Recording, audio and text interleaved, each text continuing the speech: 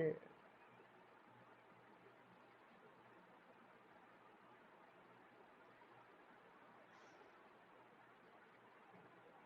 Okay, guys, hopefully we are good to go. We begin at 12:05 today.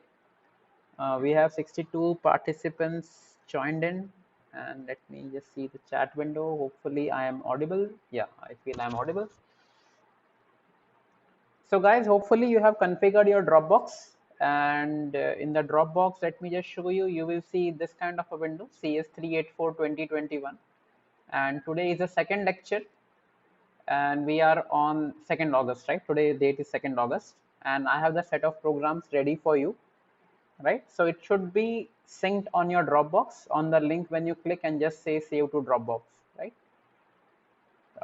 Probably after today's lecture, once everybody configures their Dropbox, I will make sure that you are a collaborator but in a read-only mode. Collaborator in the read-only mode means you do not click the link and click save on Dropbox. It will be auto-save to your Dropbox, right? So class programming is more about learning by doing, right? So just listening to the lecture won't help, and hence I gave you the tutorials for configuring your VS Code, right? So let me just start VS Code, right? So in VS Code, let me close the folder, and I just select file and do open folder, right? In the file I do open folder, I come to Dropbox CS384-2021, and I come to lecture 2. I just select the folder, right? Just give the trust permissions here, and you can see on the left hand side you have all the programs which are listed here, right? So we begin with lecture 1, lecture 2, and so on. I have renamed the file so that we can have a better sync since we are all in the online mode, fine. So we will start with very basics. As I told you that we will begin with Python programming with the assumption that you have no prior knowledge, not even of C, right? But of course, all of you have done C and you are pretty good at it. So we just still begin with this. So first lecture will be basically on the variable declaration. So what is variable and variable declaration, right? So as you know, in C, we have to declare variables to store values into it. Not everything in life can be constant. So we declare variables, right? One good thing about Python is that Python does an automatic assignment of variables. Now, what do I mean by automatic assignment? Now you can see here, I have kept a variable known as counter and assigned the value it to 100. Fine. Now in C, you must have done like this, right? You have to actually specify what is the data type of counter, right? Whether it's an integer or a float or something like that. But Python is intelligent enough to automatically determine what is the data type, right? In this case, counter is 100, and we know that it is an integer variable. In Python, remember, you have hash as the comment. Like in C, you used to have double slash, but in Python, double slash or this type of comments are not allowed, right? You have a simple hash as the comment. Now, why Python has kept hash? Because Python is very tightly bound to Linux operating system. In Linux, when you write a shell script, in the shell scripting, the hash acts as a comment, right? Similarly, see, I'm defining miles as 1000.0, right? Now, this is a floating point. Why? Because it is having a decimal point. I can make this 1000.5, nothing changes. I can make this 1000.51, again, nothing changes. Name I have kept as a string. String, how do you identify a string? String has to be enclosed in a double quotes. You can also enclose in a single quote, which is already fine, right? But keep it uniform. Either you enclose in single quotes or you enclose in double quotes, but don't have a mixed type, right? This is not allowed, right? This is not allowed. So I am keeping everything as a single quote, and that's a programmer practice. You can have double quotes or single quotes, that's on you. Now, how do you print the variable names? In C, if you remember, we had a very cryptic syntax, something like, you had to do %s and all those things, or %d, depending on the data type. Nothing like that in Python. Of course, Python has support for that also, but right now we will keep things very simple, right? So what I'm doing here, I'm printing the value of counter. What was the value of counter? The counter value was 100. Again, I'm printing the value of miles. The miles is 1000.51, and I'm printing the value of name. right? Let me just cut this part and show you only this output, right? So if you have followed the tutorial for setting up VS Code and Python, you just right click and you should get the run code option, right? So when you have the run code, you can see in the extension I have this code runner, right? This code runner will actually help you run the code directly in VS Code. If some of you who already know Python are using Jupyter, that is fine. But for this entire series, I will be using the VS Code only. So now you can see when I execute the code, I can see the values being printed on the screen, right? When I do print counter, the counter basically had stored 100. So you can see the counter is coming as 100. Miles had 1000.51, the miles is coming as 1051. Similarly, the name was CS384, the name is coming here. So now let us change the name from Sachin Tendulkar to our course name, CS384. Let us take the counter as 999. Fine. So now let us run the code. So now you can see the values are reflected here. The code gets 999 and the string gets CS384. Again, Python is very powerful. Now let's say I make the counter as a floating point. I make this as a floating point and I make miles as 1000. Still, you need not change anything in your code, right? On the terminal, if people are using Windows, you can use the CLS command to clear the screen. Or if you are on the Linux command, you can use the CLEAR command. Or if you are on Mac, you can still use clear. Linux and Mac have many commands in common, right? So this is how you basically print these things. And now let us do how do we have multiple assignments in Python. Now how do you do multiple assignments in Python? For example, you have A, B, C is equal to 1, right? So let me just get back to the drawing board. So Python actually supports multiple assignments, right? So for example, what happens if I write A is equal to B is equal to C is equal to 1? So what happens? Initially, the value of 1 gets copied to C, right? Then the value of 1 gets copied to B and the value of B gets copied to A, right? Once again, if I write A is equal to B is equal to C is equal to 1. So initially what will happen? This one gets copied to C. So what my sentence becomes? A is equal to B is equal to 1, right? Then what happens?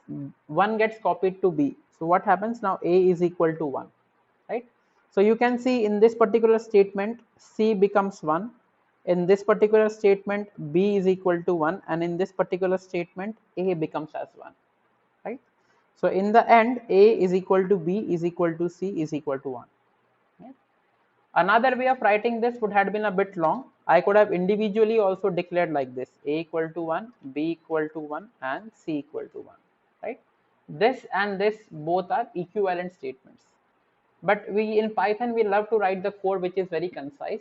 So we write in this particular fashion, right?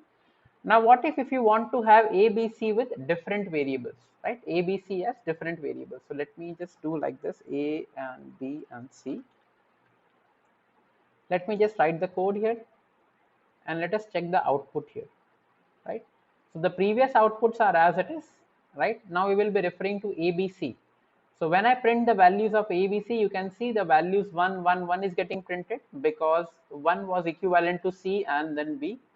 And now what I'm doing, I'm having A, B, C as 1, 2.0 and Sachin, right? So how does it run in that case?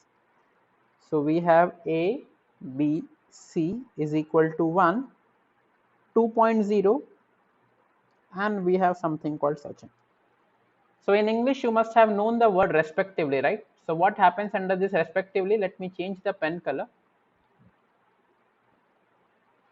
So let me check this. So see, A was declared in the first instance. So the first value after the equal to sign, right? The first value after the equal to sign will be assigned to A, right? Similarly, let me change the pen color. What was the second variable? Second variable was B. So the second value after the equal to sign will be assigned to B, right? So B gets assigned to 2.0. And last but not the least, the remaining value C will be assigned to Sachin, right? So in the order of your reading, right? In the order of your reading, for example, if you have variables, let's say V1, V2, V3 up to Vn, right? These are the variable names, right? And let's say they are assigned values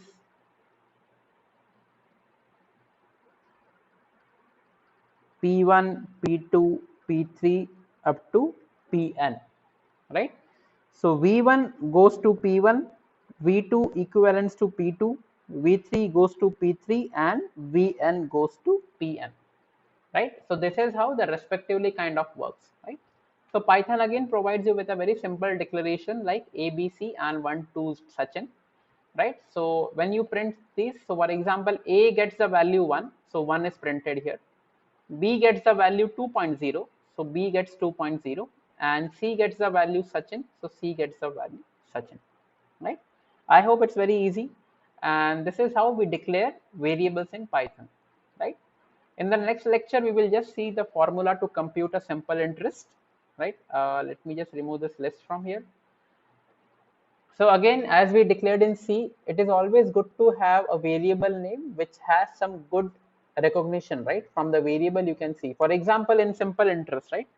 So let me just go to the next slide. So we studied the calculation of simple interest in our schools. So simple interest was equal to P into N into R divided by 100. This is the rate of interest, number of years, and P is the principal amount.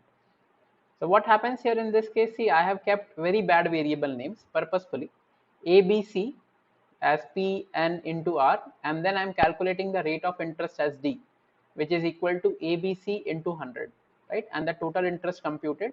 So this is how you do the calculation, right? Brackets helps you to make the preference, right? So we want ABC to be computed first and then divide by 100. Let me just execute the code here. So you can see the total rate of interest computed is 15. In VS Code, there is a good option in order to have a variable renaming feature, which is called as refactoring. So let me just select A and just right click on A. You can see an option called rename symbol, right? What does rename symbol do? Okay, I mean, there's also an option for refactor. Just let me just check this out.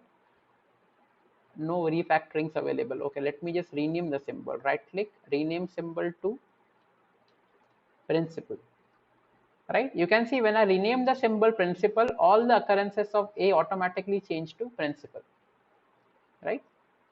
And let us make this B as rename symbol. This can be number of years, right? So you can see the number of years, this was B, this automatically changed. And when I'm doing C, rename symbol, this is the rate of interest. So you can see all other things are automatically changed. So rename symbol helps you a lot, right? So in the D, this is the rename symbol. And this can be simple interest. So again, when I execute the code, the output is still the same, but now the program is more legible to read, right? You know, okay, I am taking principal, number of years, rate of interest, and then I compute the simple interest, which is principal into number of years into rate of interest. So always better to have good variable names because they make the program more readable and easier to understand. Or else when you open your own program after a while, you will not understand what things are going on, right? Then we come across strings, right? Strings are very powerful in Python. Unlike C, you don't have to keep pointers, or you don't have to keep a star, or you don't have to define a base address, nothing like that. Python alone provides a very strong foundation for strings, right? And many manipulations can be done with directly inbuilt functions. You need not write anything also, right? So let me just begin how you can initialize strings in Python, and there are multiple ways of defining strings, right? So once we do this, we will take a small break for 5 minutes. So see, as I said in Python, there are three ways of declaring strings, right? And all the three ways are correct, right? So when you write your assignments and programs, you can use any of them. There is no restriction as such. So I'm defining a word joker. As you can see here, the joker is defined into a single quotes, fine. I'm defining a sentence here and I'm using double quotes for defining a sentence, right?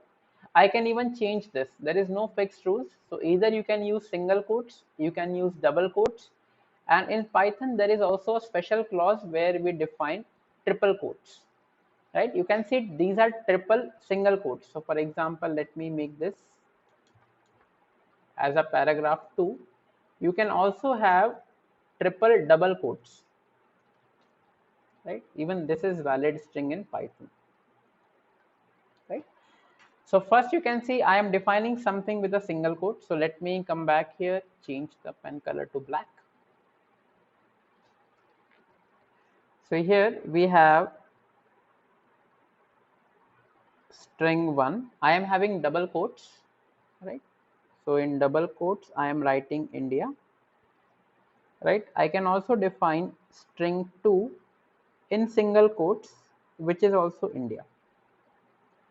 And I can define string 3 is equal to triple quotes and which is India. So all are valid strings, right? So all are valid strings in Python. Fine. Now you may ask, why do we have so many methods in Python? So it is just for the programming ease, right? We will see when do you use triple quotes, but mostly I have seen that double quotes are usually enough, or if you are comfortable with writing single quotes, you can also use single quotes. See, single quotes actually is more widely used because you can use it directly without the use of shift key, right? If I am writing something in double quotes, I have to make the use of shift key, right? So people mostly prefer using a single quote. So now let me just print all these things. So first there is print word, then let me print sentence. Say with VS Code you get the autocomplete option, right? So for example, when I write print, it gives me an option, right? Okay, print. I just press enter, open the curly bracket. When I write paragraph, it is showing me two options, paragraph and paragraph 2. Let me just print the paragraph here, and let me just cut the whole sentence, right? Let me just run the output. So you can see the word is Joker, then sentence is India is my country, and in paragraph you can see it is consisting of multiple lines. So this is the advantage of using triple quotes, right? In triple quotes, basically if you want to write a line with multiple paragraphs or multiple sentence, you can just directly start writing as you want, right? I can just press enter here to make a space, right? Let me just run the code. So you can see here, in this case, this straight line which I put as a blank comes as it is. Fine. So guys, let us take a break for 5 minutes. It's 12:21 now. We will return at 12:25, right? In between, if anybody has a doubt, you can ask me. The doubts are totally welcome, or you can put it in the chat window. We return at 12:25. Doubts are welcome.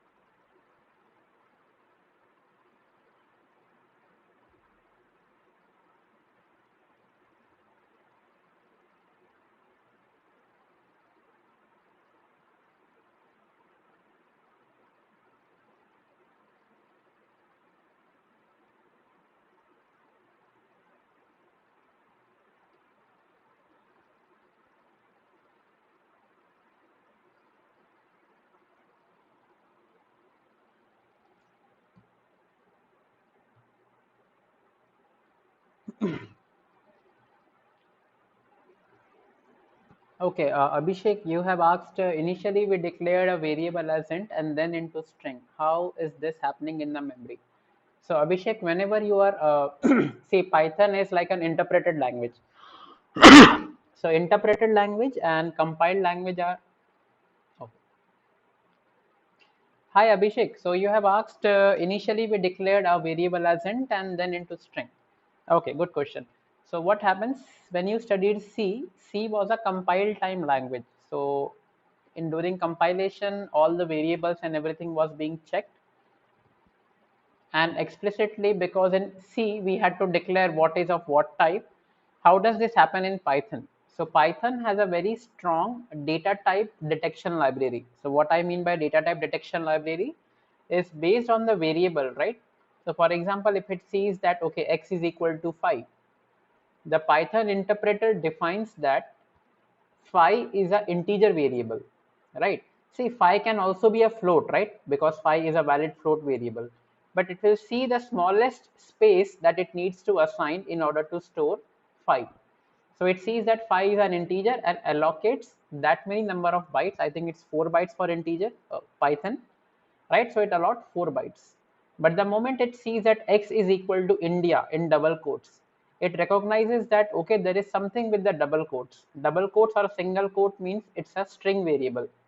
So it counts the number of characters in the string and then assigns memory accordingly. So everything is dynamic in Python and it happens automatically. Fine. We will come forward with these many things in the future lectures also. So guys, now back to the Python class. So now let me see how can you access strings, right? So you must have already seen arrays and how do we access arrays. So let me just go one by one here, right? So we have a string called as, let me say hello hyphen world, and let me just comment out everything. In order to comment out in VS Code, use the control forward slash. That's a shortcut key, right? Okay, so now I have a string known as hello world. Let me just clear the terminal window, CLS, and run this code. Oh, strange. The term is not recognized. Okay, strangely, I got an error.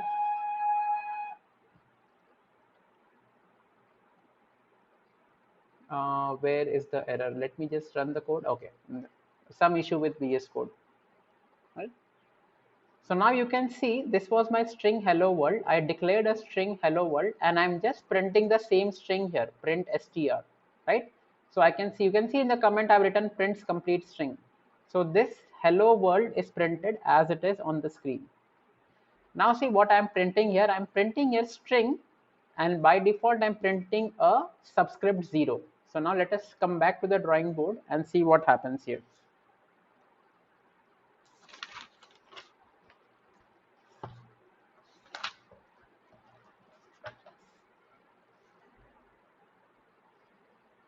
Right, our string is hello world and this, right? So since you are familiar with the concept of arrays, fine, strings are nothing but arrays, fine. So what happens here when I'm printing, the whole string is printed. I think this is very clear to you, but now what I'm saying here, I am printing str of 0, right? Just like arrays, let me just write hello world with some space. As you know, in CS everything begins from 0, right? So let me just assign a color to it and let me write the index for all the strings, for all the characters of hello world. So we start with 0. Okay, let me just realign this.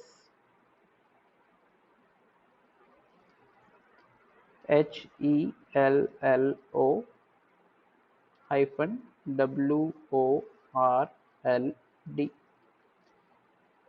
Oh, some issues with my notebook syncing tonight. Sorry.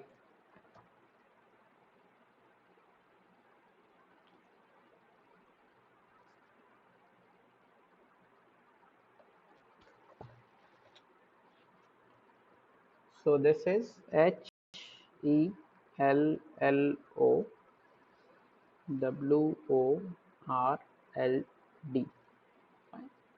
And let me place the numbers also, string index.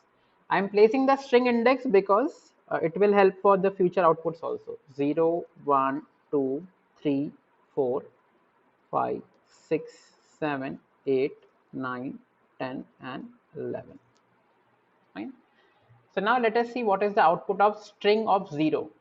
Right? Since I have drawn the matrix for this indexing, this becomes very easy. What is str? See, this is str. Fine. What is str of 0? Str of 0 is h. Right? So you get the output as h. Now let me just uncomment one by one. Fine. Now what happens when I uncomment one by one? See, I am asking str2:5. Right? str2:5. So what happens in this case? See, where is 2 here? 2 is at this particular position. Let me change the pen color.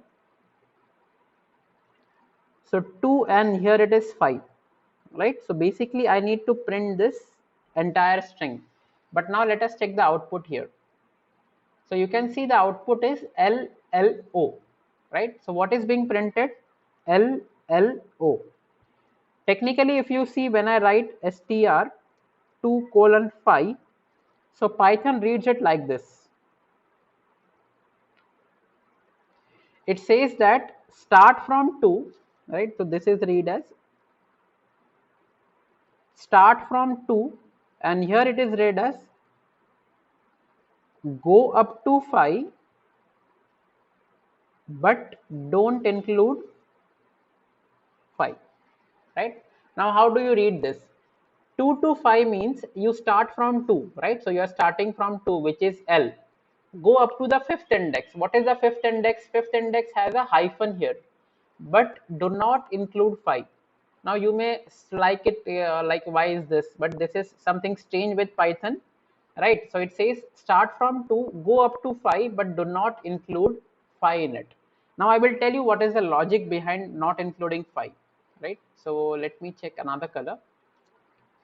So when you are saying 2 to 5, what is the difference between 5 minus 2, which is equal to 3? So means I am telling the interpreter to print 3 bytes, or actually 3 bits should be, or 3 characters I need to print. Now if you can see, this is the first character, this is the second character, and this is the third character, LLO. Fine. That is why it is not including the fifth character, even though we mentioned 2 to 5. So 2 to 5 means I am only printing 5 minus 2, which is 3 characters. We will take another example. I hope it is clear, LLO, why it is coming. So now let us take another example which says print 2 colon and you are specifying nothing in the end. So let us see the output here. So let me do the clear screen. Once again I run the code. So you can see the when I print 2 colon up to the end, I am getting LLO hyphen world and colon. So what has happened when I'm printing 2 colon? So let me just see this. So when I'm writing something relating to string 2 colon, right? An empty space here, it means till the end, right? 2 colon nothing means I am starting from 2, right? I am starting from 2, so I am starting with L, right? Because this was my string, and since I'm not specifying the last index, it means I have to go till the end of the string. So it will print LLO hyphen WORLD and semicolon. Oh, sorry, this exclamation mark. So you can see that entire string is printed. Fine. Now let us see another example. If you have any doubts, please write in the chat window, or you can interrupt me. Everything is fine. Now the new example is string up to colon 4. Right. Now what does up to colon 4 means? Right. Let me just change the pen color to black. Now I am saying string up to colon 4. Now up to colon 4 means my last index should be 4, right? My last index should be 4. So let us see the output what it comes so that we can map it. So the output coming here is HELL. Oh, nice word. Oh, HELL. Again, if you see in Python, always remember whatever number you are writing on the right hand side, that number is never included in the output, right? Whatever number you are writing on the right hand side, this means, see, I'm not giving a from the start, right? This means since this is empty, you start from the beginning of the string. Since the first bit is empty, you say that you start from the beginning of the string and you go up to the fourth length, right? You go up to the index 4, but do not include index 4, but do not include index 5. Similar to what we did in this case, right? You go up to 5, but do not include 5. In this case, since the first bit is empty, you start from the start of the string, which is from the word H, from the character H. You go up to the fourth index, which is in our case, the fourth index basically is O, but you do not include the fourth index. So what do? You start from the first index and you go up to the third index. So that becomes HELL. Fine. I hope this is clear. Initially, you may feel a bit tricky, but it is very easy to understand, right? Once you get a hang of it. Once you know array, it's very easy to work with it, right? Now let us try to print something. How do you repeat a character? So if you can see, this print statement says that I am printing asterisk, and then outside asterisk I am having a multiply, I am having asterisk and 20. Let us see the output here, right? So you can see I have printed the asterisk 20 times. So if I make this as 15 times, you can see this will actually reduce. So let me just run the code, and you can see in this particular case my asterisks have come only 15 times. To be more clear, let me just write this. Okay, CLS. Let me make this as only 3. So you will see that the star is being printed 3 times. Now you will say that I have kept a star here and I have kept a star here also. How does the interpreter differentiate? The interpreter differentiates in this fashion.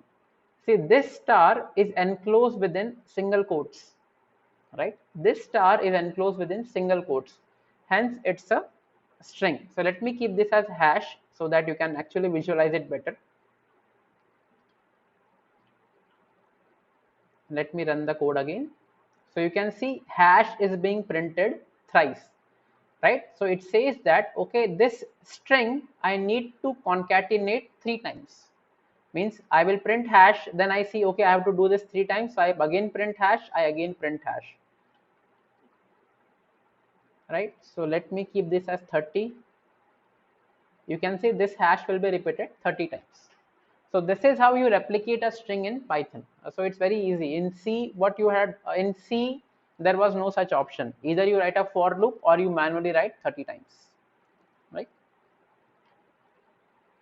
So let us see how do you concatenate 2 strings in Python, right? Concatenate means joining 2 strings. So for example, let me do a next slide here.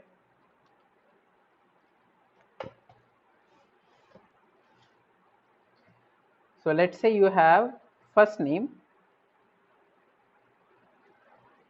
is equal to John, and let's say last name is equal to Jack, right? Now if you want to combine these 2 strings, right, if you want to combine, an equivalent word is concatenate.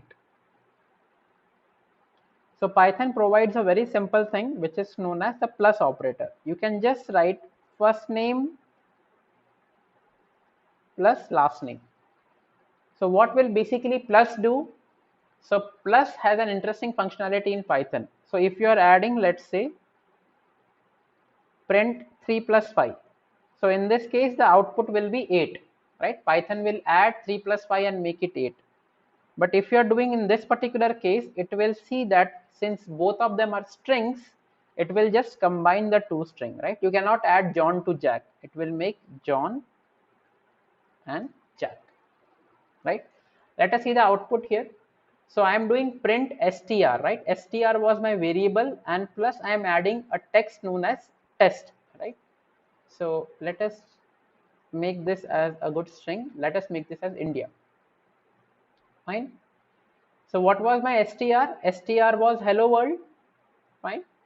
And here I am adding India to it. So the resultant string will be hello world, and you can see India is joined to it. By default, Python will not add any spaces or something like this. It will just add two strings. See, India was there without a space, and hello world was there without any space at the end. So I have two options. Either I can provide a space here before India so that you can see hello world India. You can see now the space is added, or you can add a space here, right? That is also okay. And you can add multiple strings as combination, right? See, and this what I'm saying, string is hello world, plus I am adding a space, and then I'm adding another string. So you can add as many strings as you want to concatenate, right? I can even write here India is my country, right? So using the plus operator, you can concatenate as many strings as you want, right? So when I run the code, you can see India is my country is also concatenated, right? So you can use the plus operator to concatenate strings. You can use the plus operator in order to add numbers and floating numbers also, right? Last but not the least, how do you take an input string, right? Till now we have all seen how do we concatenate the predefined strings or the strings which we are entering. Now let us see how do we take input. In C, if you remember, we had used scanf to take the input. In Python, you take the input using a inbuilt function which is known as input, right? So input becomes a keyword here. So what I'm saying here, I'm saying input, please enter your first name. And I'm saying here input, please enter your last name. Right? So what happens, let me just run the code here.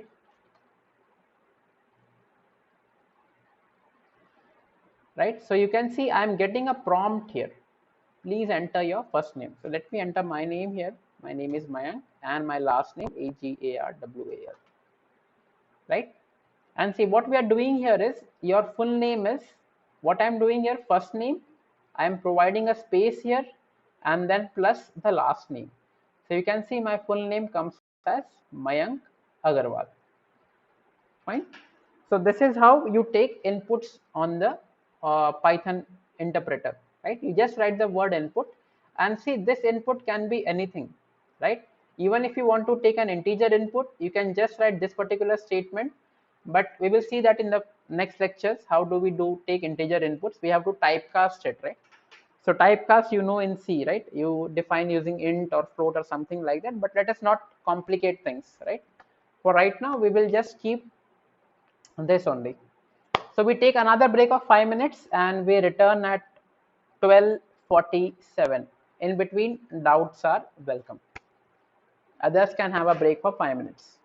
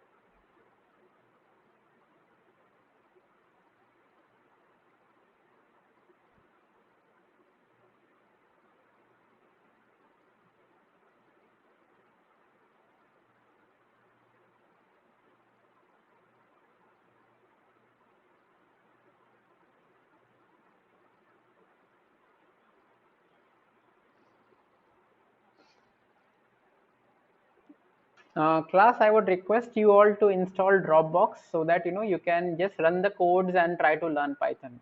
It's very easy because the codes are automatically synced. So just a request, because you can individually click the link and download through the browser also, that is also fine, but Dropbox will help you seamless integration also. Fine. So just a request.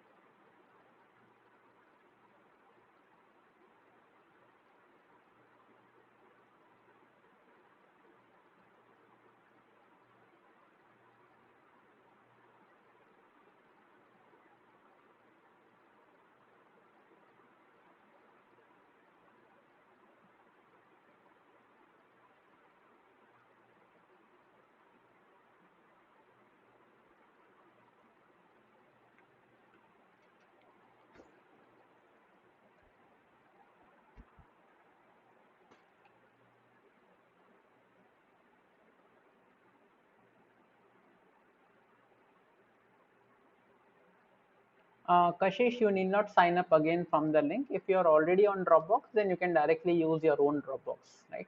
The link was for the one who are new to Dropbox so that they can get some extra 500 MB space. So you can use the same link which you are already using if you're already using Dropbox.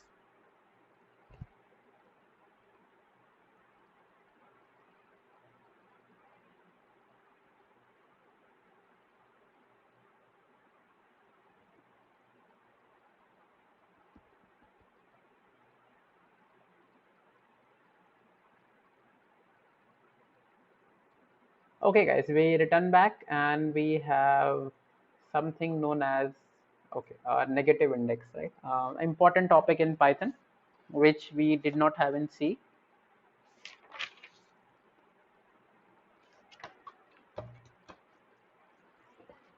Okay, what is negative indexing and how does it work, right? Again, let us go back to the drawing board. And what is our string? We have a string known as hello world. Okay, let me just write the string along with the indexes so that you can easily understand. We have hello world. Okay, no exclamation, nothing like this. Great. Let me change the pen color for maintaining indexes. So let me keep this as 0, 1, 2, 3, 4, 5, 6, 7, 8, 9. So in Python, remember there is a concept which is known as negative index, right? Now what does negative index means? Say this is my string hello world. It ends with D, starts with an H. So the last character of the string in Python is denoted by a special index which is known as -1, right? So for every index you have a negative equivalent index. So this will become -1, this will be -2, this will be -3, -4, -5, -6, -7, -8, -9, -10. Right? So this is a new concept in Python. Of course, this was not there in C, but this is how it works. Our normal strings goes from 0 up to n, where n is the length of the string, right? Basically n minus 1, since we are starting with 0. And the negative indexes start in the reverse fashion, right? So you can see if you read in this fashion 9, 8, 7, 6, 5, 4, 3, 2, 1, 0, and then minus 1, 2, 3, 4, 5, 6, 7, 8, 9, 10. One good thing is that if you ignore the negative sign, for time being, if you ignore the negative sign, the summation of the index is always constant, and that is equal to the length of the string. So if you see, the length of the string is 10. So if I do 9 and I ignore the negative sign, I take the mod value, 9 plus 1 is 10, 8 plus 2 is 10, 7 plus 3 is 10, 6 plus 4 is 10, and so on and so forth, right? Now let us see how can we manipulate the strings using the negative indexes, right? So I will do one by one, and there is a command known as os.clear, right? This will help us clear the screen every time, right? Don't worry about import os and os.system as cls. If you are using on Linux, you can just type clear here, it will work the same.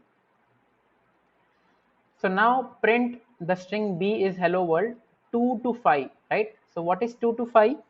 So 2 to 5 is this particular case. So from 2 to 5, but not including 5. That means LLO. This we have already seen, right? So this is LLO. So you can see the output is LLO. Now the other is a reverse case. I am printing from 5 up to 2. Let us see what happens here.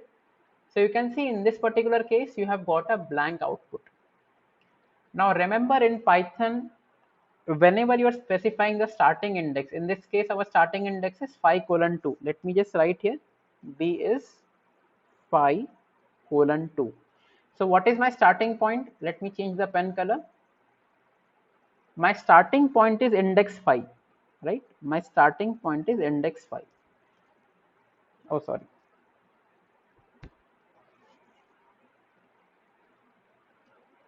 Right? Sorry, my starting point is index 5. Sometimes this sync issue happens and everything goes, sorry, let me rewrite it again.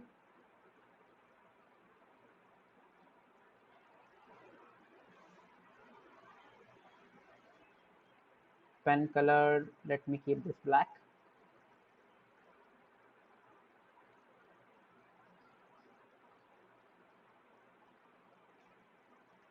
And now my string is 5 colon 2.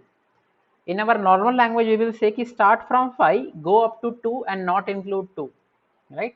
But just see how Python interprets it. What does Python interpreter sees? Okay, I have to start from 5. So it keeps a watch on 5th index. So I have to start from W. Remember that Python interpreter will always go forward. It always looks forward. It never goes in the back direction. It always looks in a forward direction. So what happens when I say from 5 up to 2, you can see I am going in the backward direction. So Python does not print strings in the backward direction in terms of array indexing. So you cannot go from 5 to 2.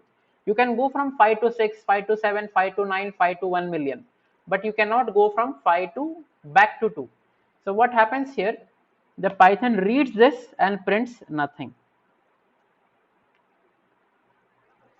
Prints nothing. So in this case, you get the output as blank. Now let me write the negative index above this. So let me choose the negative indexing here. So how do you start with negative indexing? This is -1, -2, -3, -4, -5, -6, -7, -8, -9, and -10. Okay, now let us see. Now it is saying this is done. Third one is saying I am starting from 2 and going up to -4, right? I am saying starting from 2 and going up to -4, right? Again the same rule, it will not include -4. Now just see, this is an interesting case. Let me start with a different color. What I am starting with? I am starting with 2. So what is 2 here?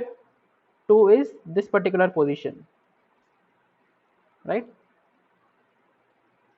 Sorry, 2 is the L position. And where is -4? -4 is this particular position. So now you can see when I'm moving forward, I can go up to this particular position. So 2 to -4 means starting from 2, going up to -4, but not including -4, right? So what will I include? I will have L, L, O, W, but not O. I will have it L, L, O, W. Let us see the output here. You can see you have got L, L, O, W. Oh, are we audible? Oh, somehow I think you guys are not audible to me. Uh, for today, you can just write your doubts in the chat window. Probably next time I will see whether I am able to configure it properly. Can you please write in your chat window? Priyanshi, thank you for writing in the chat window. Somehow you all are not audible to me. Maybe somebody has asked a doubt and they are on the mute, but I could not hear them. Right? So let us just cover this particular point from 2 to 4, right? So we start from the index 2 and go up to -4, but not include -4. So L, L, O, W. Let us see the next string from -2 to -5. Again, we are getting a blank string. Let us see why.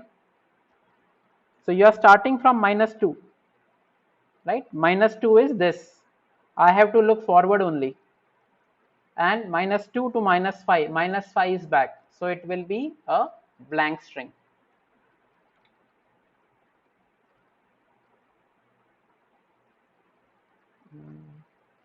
And then we have -5 to -2. So let me change the pen color. Let me make it black. What is -5?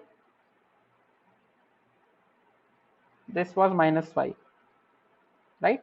-5 is W. And what is -2? -2 is L, right? So you will start from WOR and not include L. Why? Because L is -2, right? So initially a bit cryptic to see. So you start from -5, go up to -2, but not include -2. So let us see the output. This is WOR, right? WOR, right? Why not L? Because L was -2. Fine. So let me write again the hello world because this has become too cryptic now.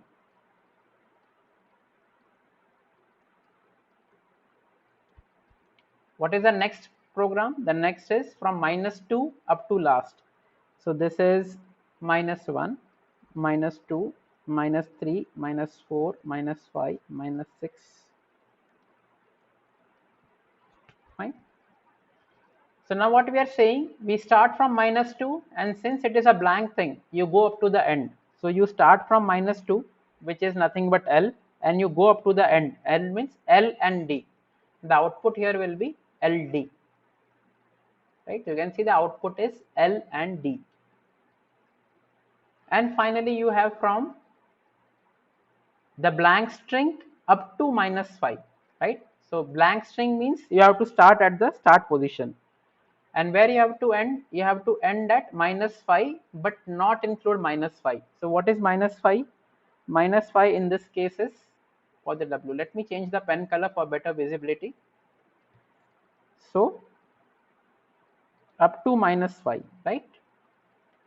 But not including -5. So the output will be HELLO. Why? Because the starting string was blank here. Blank means the start of the string. Let me run the code. So you can see the output here is LO. So up to -5, but not including -5. So we didn't include W. We only included up to hello. Right. So let me just check the settings here.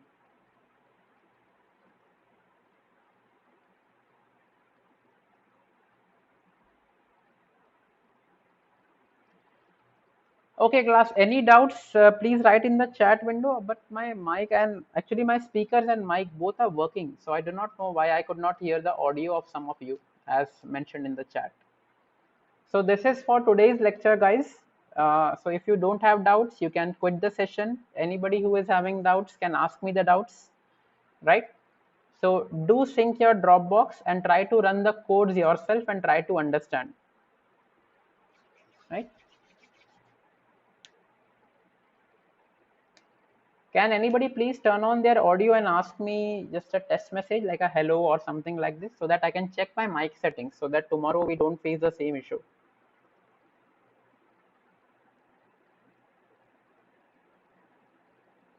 If you have spoken and I'm not, because I'm still not getting any audio. Participants, a student tried. Okay, this is strange actually.